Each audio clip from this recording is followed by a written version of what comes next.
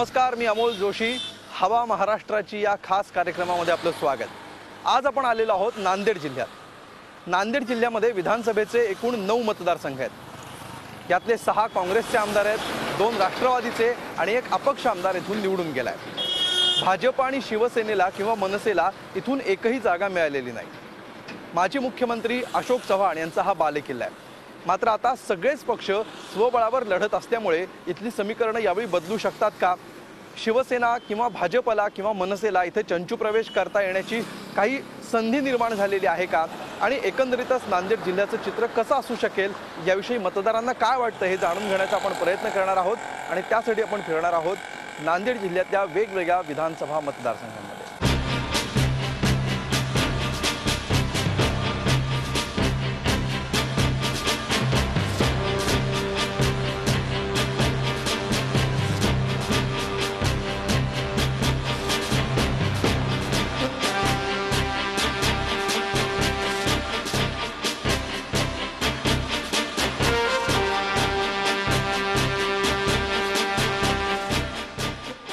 लोहा मतदारसंघामध्ये आपण प्रवेश केलेला आहे आणि लोह्याकडे जाताना एक गाव दिसते. ते काही गावकरी दिसत आहेत. त्यांच्याशी गप्पा मारायला म्हणून आपण थांबलेलो आहोत.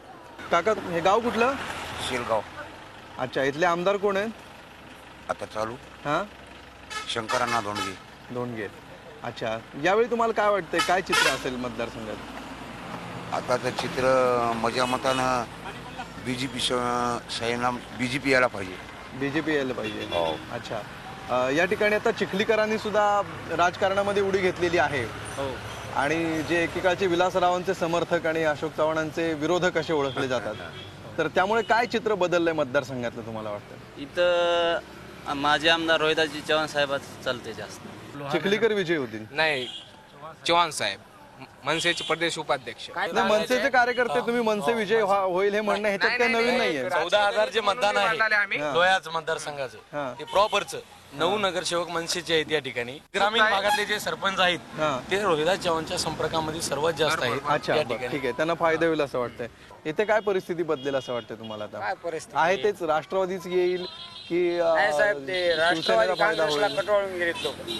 कंटाळले. बर, कशामुळे कंटाळले? काय आता कृषी वेळच्या याच्यामध्ये देतो म्हणतात, सिंचनच्या याच्यामध्ये शेतकऱ्याला ठिबक घ्यायला लावलं, त्याची सबसिडी नाही, काहीच नाही. घरून पैसे केली मात्र या मतदारसंघाचं, ह्या मतदारसंघाचा अण्णाने टॉप 10 थायलंड, जपान, मायलंड कायकिन म्हणून इथं या लोहा कंधार मतदारसंघामध्ये भानामध्ये आज जागोजागी अण्णावर एवढे लोक नाराज झालेले आहेत की त्याचे ते जनसामान्य प्रत्येक खेड्यामध्ये आज एवढे उपोषण, एवढी आज लोहा कंधारची एवढी दुर्दैवी अवस्था झालेली आहे. आज सारा हे योगायोग पाणी पडलं म्हणून ही अवस्था. आज समजा आम्हाला शेतकऱ्याला सर्व काही भेटलं, पण एवढी भयानक परिस्थिती, पण अण्णाला काहीच कोणाचे. अण्णा म्हणजे शंकरांना धोंडगे याला टक्क्याशिव आणि टक्केगार प्रत्येक ह्याच्यामध्ये रातोरात बंधारे धुवून चलेत, रातोरात नद्या धुवून चलेत. ते बंधारे बांध टक्के घे प्रत्येक जागोजाग टक्क्याशिव त्यांचं काम कोणतंही नाही. आणि पूर्ण ते टीम मंत्रालयच घरी बसविलेलं आहे. प्रत्येक ह्याच्यामध्ये मंत्रालय म्हणलं त्याची टीम आहे. दिलीप दादा धोंडगे असतील, शंकर पाटील, संजू पाटील कराळे असतील, तुमचे सुनील धोंडगे असतील. त्याचं एक रात्री दररोज एक मिटिंगच होती की कुठले किती पैसे आणले, काय केले काय नाही, दररोजची यंत्र. आज ते म्हणाले 25-30 कोटी आम्ही आज खर्चिणार. कुठल्या पक्षाचे? आम्ही कोणाही पक्षाचे नाही, आम्ही एक सामाजिक कार्यकर्ते लोह्याचे. चिखलीकरांमुळे काय फरक पडेल वाटतं? चिखलीकर हे बाता मारून एक लोकाला असं एक नेतृत्व केलं आहे की त्याने नुसत्या भूलतापा हे केलं ते केलं, हे केलं ते केलं. याने 20 पक्ष बदललेले आहेत हे समजा जनतेला माहीत झालेलं आहे. कुठल्या गावचे तुम्ही? मी लोहाचे. बसा. लोहा तालुका. हा, लोह्यामध्ये आता काय परिस्थिती असं वाटतं तुम्हाला? म्हणजे सामाजिक परिस्थिती, विकासाच्या बाबतीत कसं चित्र आहे? विकासाच्या बाबतीत जर म्हणलं तर सध्याला लोहा नगरपालिकेवर रोहिदास चव्हाण यांची सत्ता आहे, मनसेची. आणि विकासाचे काम गेल्या 4-5 महिने झाले समजा नगरपालिका येऊन विकासाचे काम लय चांगल्या पद्धतीने रोहिदास चव्हाण पार पाडत आहे. अच्छा, गेल्या 4 महिन्यांपासून चांगली चालली. त्याच्या आधी 4 वर्ष त्याच्या आधी काही नव्हतं, किंवा नाल्या साफ होत नव्हत्या, किंवा कचरा कुठला उचलत नव्हते, कोणती लाईट सुद्धा येत नव्हती. सगळ्या राज्याचं लक्ष लागले तुमच्या मतदारसंघांकडे. चिखलीकरांच्या अचानक पक्षप्रवेश झाला, ते आता शिवसेनेकडून उभे आहेत, तर काय काय होईल वाटतं तुम्हाला? एक साधारण शेतकरी आहे, हा रोहिदास चव्हाण मनसेचे आहेत, हा पण एवढे इमानदार उपाय खाणं नाही, भ्रष्टपणा करणं नाही, हा आणि पुऱ्या जनतेचं ध्यान लागलंय. अच्छा लहान मुलापासून मोठ्या शेतकऱ्यापासून कोणी भेटू शकतात. ते दार कधी खुलं राहते, पुन्हा दुःख राहो सुख राहो काय राहो. पण आता इकडेची सगळी जातीची समीकरण असतील म्हणा. हा जात भेटीचे सगळे गरीब, हा इकडे जातीची अनेक ठिकाणी जातीच्या त्याच्याकडे जात समीकरणावर नाही, भेद नाही, काहीच नाही. नाही त्यांच्याकडे नसेल, हा. पण ज्यावेळी निवडणुकीचं गणित असतं श्रीमंत मराठा जर त्यावेळी जातीची समीकरणं समोर ठेवली जातात, कुणाकडे पैसा आहे ते समीकरणं समोर ठेवली जातात. नाही, पैशाला- या सगळ्या बाबतीत मनसेचा उमेदवार कुठपर्यंत मजल मारेल असं वाटतंय? किती पैसे आहेत त्यांच्याकडे? नाही पैशाचा मदल मारत विषय नाही, बगर पैशाची सीट लागणार. बगर पैशाची लागणार. बगर पैसे ना 1 रुपया वाढला. गरीब जाती भेदी सगळं त्याच्याकडे काहीच नाही. सर्व मध्ये असा काही चिखलीकरचा परफॉर्मन्स नाही. मतदारसंघामध्ये चिखलीकरचा फक्त हे देखावा आहे. जे मीडिया असेल किंवा हे लोक प्रसिद्धी पेपरच्या बातम्या असेल, जाहिरातबाजी असेल, एवढंच चिखलीकर साहेब करू जाणं. ज्यावेळेस चिखलीकर साहेब 6 महिन्याखाली काँग्रेस राष्ट्रवादीमध्ये गेले, शनिवारी त्याचा प्रवेश झाला, त्याच्या पाठीमागे शनी लागली, त्याची युती तुटली. दुसऱ्या बारला शिवसेना भाजपमध्ये गेले चिखलीकर साहेब, त्याची युती तुटली. म्हणजे पक्ष बदलून राहिले, त्यामुळे काय लोकांना इथल्या महत्व वाटत जर नाही. मग लोह्यामध्ये जर चिखलीकर साहेब जर आमदार झाले तर लोह्याच्या जनतेच्या जे संबंध असतील ते तर कुठल्याच पद्धतीने राहणार नाही, इतकं वाटोळ होऊन जाईल लोहा खांदा. तुम्हाला काय वाटतंय कोण आमदार इथला विकास? रोहिदास चव्हाण आमदार होते हे 100% गॅरंटी आपली. 100% गॅरंटी. त्याला रोखणार म्हणजे कोणता वाघच नाही, त्याच्याशिवाय वाघ नाही. आणि नाही झाले तर? हा नाही झालं तर मी लोहा सोडून जातो निघून. तर एकूण चित्र असं दिसतं की मनसेला फेवरेबल इथलं वातावरण आहे. मनसेचा उमेदवार लोकप्रियतेच्या बाबतीत इथे आघाडीवर असलेला दिसतोय, आणि त्यामुळे हा इथल्या सर्वसामान्यांचा तरी कॉन्फिडन्स आहे. अर्थात आयत्या वेळी चित्र आणि समीकरणं बदलतात का यावर सुद्धा आमचं लक्ष असणार आहे. मात्र सध्या तरी लोहा विधानसभा मतदारसंघातली हवा मनसेला आनंद वाटावा अशाच प्रकारची सध्या तरी वाहताना दिसते. अजून थोडं पुढे जाऊया.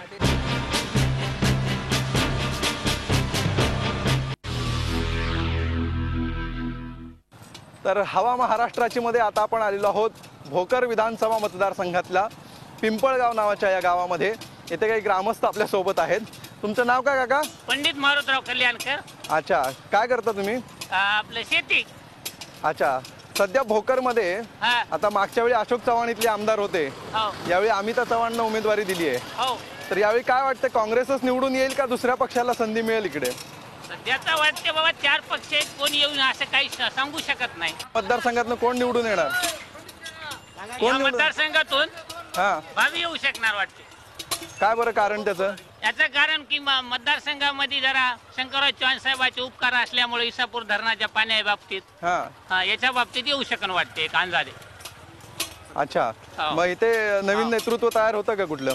नवीन नेतृत्व हे शंकररावच्या याच्यामुळं नाही. भाजप शिवसेनेतलं नेतृत्व इथं का तयार होत नाही? इथं का कार्यकर्ते नसल्यामुळं, सोय नसल्यामुळं. कार्यकर्ते नाही आहे तिकडे? 2 नंबरला कुठला पक्ष राहील म्हणता तुम्ही? शिवसेना राहू शकन. अच्छा, त्याचं काय खास कारण? खास कारण म्हणजे कसं, पब्लिकच्या हवेवर आहे. पब्लिकच्या हवेवर आहे. ओके. आणि 3 नंबरला कोण राहील? 3 नंबरला राहील बघा भाजप. 3 नंबरला भाजप राहील. अच्छा, इथे आता स्वतः अशोक चव्हाण उभे राहिले असते तर जेवढं लीड मिळालं असतं तेवढं अमिता चव्हाण उभे राहिल्यावर मिळेल असं वाटतंय का तुम्हाला? वाटते अशोक चव्हाण येऊ शकले असते जरा जास्त लीड. पण इथला काय विकास झाला असं वाटतंय? मुख्यमंत्री होते या मतदारसंघात, तर इथे बाबतीत बरं वाटते. बरं, काय काय काय झालं विकास म्हणजे? विकास म्हणजे रोड झाले, टाकी झाली, रोड आणि टाकी झाली, बस एवढाच विकास? अच्छा. पाटबंधारे. नांदेड जिल्ह्यामध्ये सतत काँग्रेस राष्ट्रवादीचेच आमदार येत राहिलेत, तर यावेळी मोदींची लाट आहे इकडे असं वाटतं का तुम्हाला? मोदींमुळे फायदा होईल का भाजपला? लाट आहे वाटते, मात्र भोकर मतदारसंघामध्ये असा काही फरक पडू शकणार नाही असं एक वाटते. अच्छा, आणि पूर्ण नांदेडचा बघितला तर पडेल वाटतो. पडेल वाटतंय. अच्छा, यावेळी मग लोक काय विचार करून मतदान करणार? यावेळी देशाचा विचार करू शकणार राज्याच्या निवडणुकीला. बर बर, तुम्हाला काय वाटतं? ह्यांना जरा शेजारच्यांना विचारू द्या. जितका विकास नांदेड जिल्ह्यामध्ये झाला तितका विकास महादेव पिंपळगाव हे गाव महादेवाच्या नावाने ओळखले जाते. त्या गावामध्ये साहेबांनी 1 कोटीचा आतापर्यंत निधी, रोडचे कामं असो, पाण्याची समस्या असो. तुम्हाला इथे नोकरी धंदे आहेत का? हो बिलकुल. आमच्या जे उच्च शिक्षित लोकांना पुण्या मुंबईला जावं लागतं का इकडेच थांबावं लागतं? साहेबांची 4 कारखाने, साहेबांची कारखाने आहेत, सर्व कुठे आहेत लोक. अच्छा थांबा, अजून काही इकडे तरुण आपल्या बरोबर आहेत, त्यांनाही आपण विचारूया, इथे थांबूया.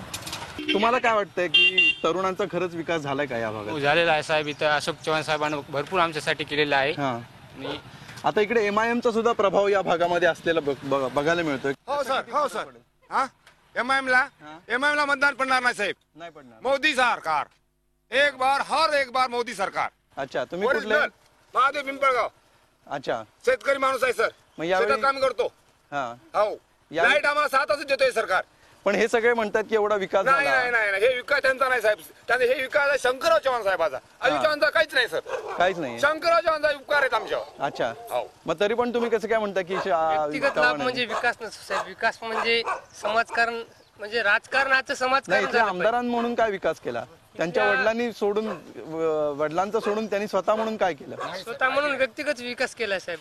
काय केलं? जनतेसाठी तर काही काम केलं. अच्छा, त्यांचा कारखान्याला ऊस जात नाही आमचा त्यांचा वेळेवर. व्यक्तिगत विकास झाला. त्यांचा व्यक्तिगत आणि त्यांच्या सर्कल मध्ये लोक आहेत त्यांच्या जवळचे, त्यांचा विकास झालेला आहे. अच्छा, यावेळी तुम्हाला काय वाटतं, यावेळी भोकरमध्ये परिवर्तन होईल का? भावीच येणार. हा, भावीच भावीच येणार. तर आपण बघतोय की अशोक चव्हाण यांचा हा पूर्वीचा मतदारसंघ होता. आता अमिता चव्हाण या ठिकाणाहून या ठिकाणच्या उमेदवार आहेत. त्यामुळे सध्या तरी इथून तरी काँग्रेसला कुठलाही धोका दिसत नाहीये. अजून काही ठिकाणी जाऊया, तिथे काय परिस्थिती आहे तेही बघूया.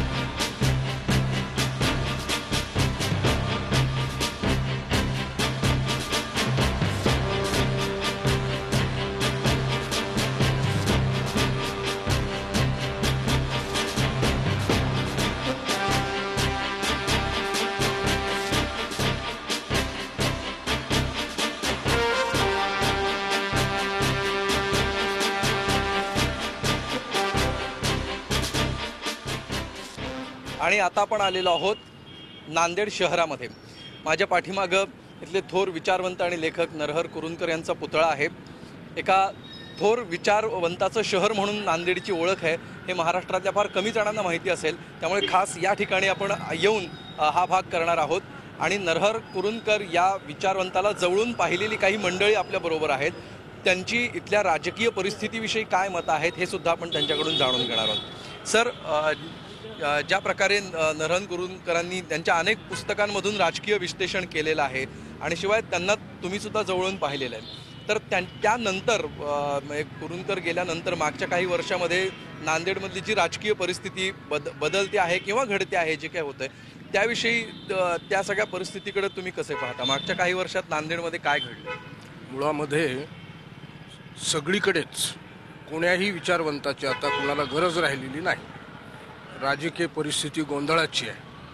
कुणीही कुणाचा अनुयायी किंवा कुणीही कुणाचा असा आज्ञापालन करणारा असा कुणी नाही. त्यामुळे एक प्रकारचा वैचारिक गोंधळ तर आहेच.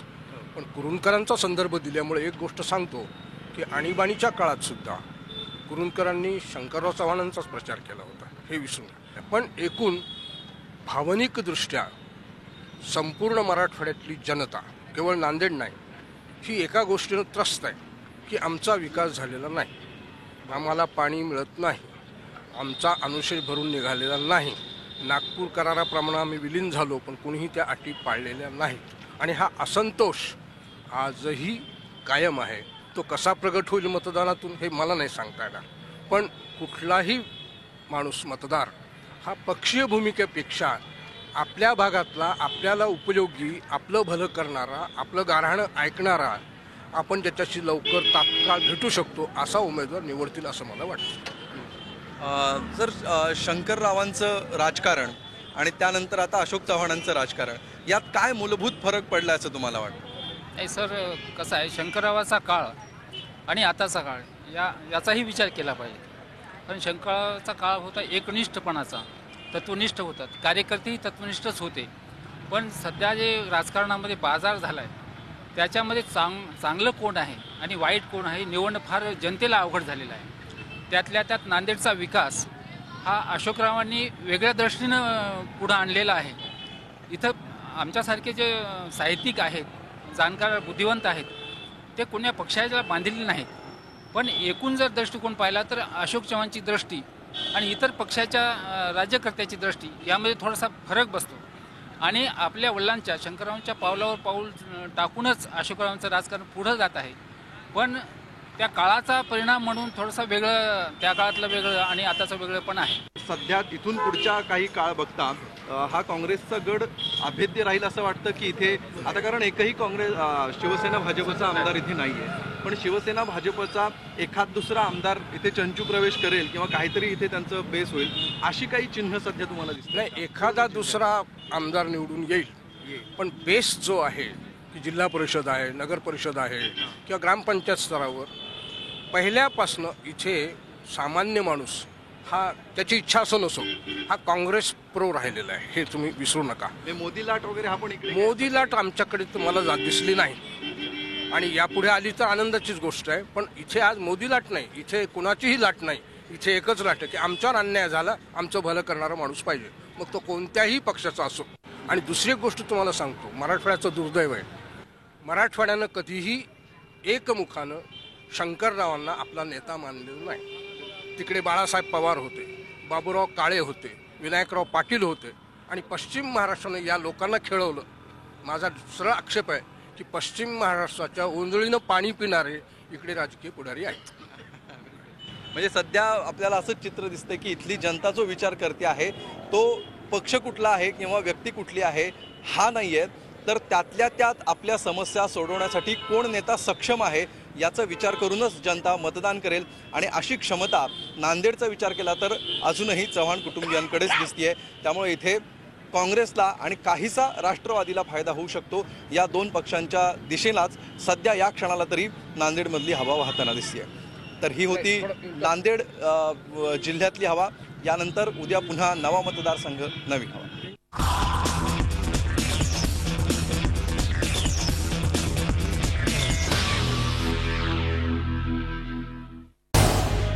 झी 24 तास रहा एक पाऊल पुढे.